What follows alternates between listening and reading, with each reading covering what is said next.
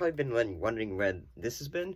Well, Battlestar Galactica, it's a show that, I have on DVD, and sometimes, I don't always have the opportunity to sit on my butt and watch it on DVD, because, streaming is more accessible, like, anytime, phone, all that stuff, laptop. So, but yes, I'm back to talking about Battlestar Galactica, with 2 episodes, The Woman King, and an episode called A Day in the Life. Let's look at The Woman King first.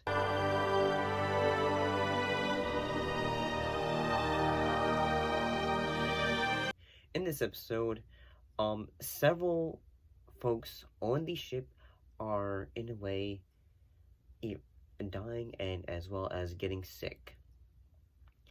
And in a way, basically, it's a bit of, I think it's Chief Tyrol, or maybe it was Hilo. One of them is trying to feel like, say, what is going on? Is the doctor innocent, or is he at fault? And I gotta say, this episode was pretty good.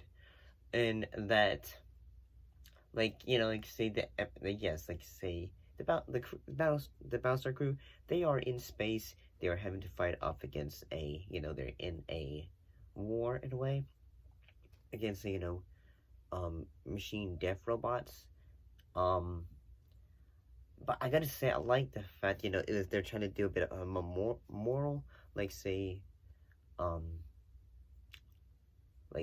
the same time, I find, they're trying to say, do an episode that's, hey, the bad things of medicine, and, medicine versus, say, natural remedies, I believe, and I guess that idea is pretty intriguing, especially, in a science fiction-based show, or military-based show, and especially since, say, in this kind of show, their, rations and all that stuff at times will deplete.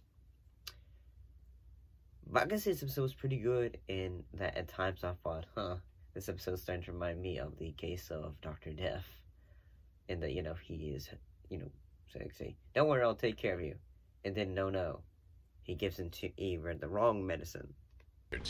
There was no Betamucin in the King Boy's body. He died because it was too late. No, he didn't. He died of acute cell destruction. He was injected with a toxic bisphosphonate. Now, obviously, you got a wrong reading here. Now, I don't know what else these people No! did. The old man, Mr. Buckminster, died of the same thing. There was no Betamucin in his system. You killed him, you sick frick. I'll be honest, the reason why I bring that up is because I was, every so often, I will go back to that case because I find it so fascinating in a way of, how all that all happened. But yeah, I thought this episode was pretty good. Everyone is in a way friend. Some of the he goes Colonel Ty, how he is in a way friends with the doctor, how everyone is willing to defend him in all the way and try to make sure, hey, we don't throw our own under the bus. But I thought this episode was pretty good. Let's look at the next episode, A Day in Their Life.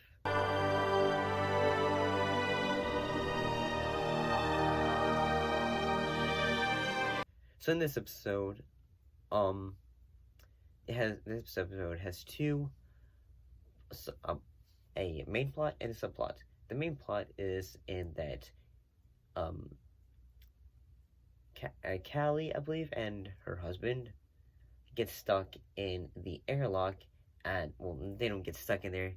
Basically, they are in there, and then slowly a hole starts to develop inside of it, and they need to get them out before it sucks them out of space.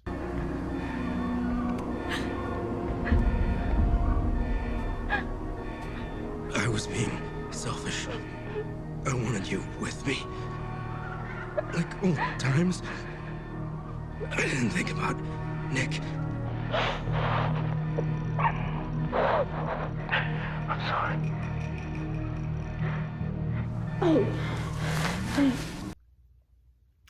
And yeah, I guess this episode was pretty good. The second part of the story is a subplot involving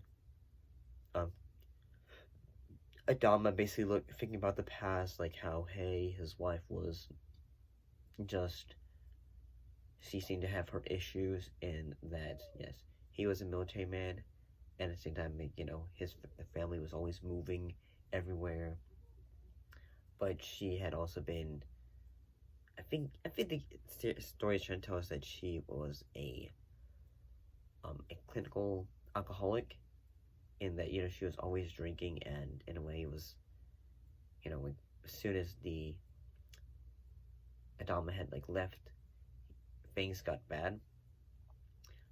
Yeah, I gotta say, this episode was fairly intriguing. The acting from it was great. The idea of that, you're haunted by your past in a way is, like a idea that always seems to work well, like whenever it comes to, like, when storytelling.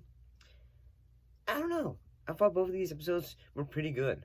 They were fairly intriguing. The acting from them were both fairly well done.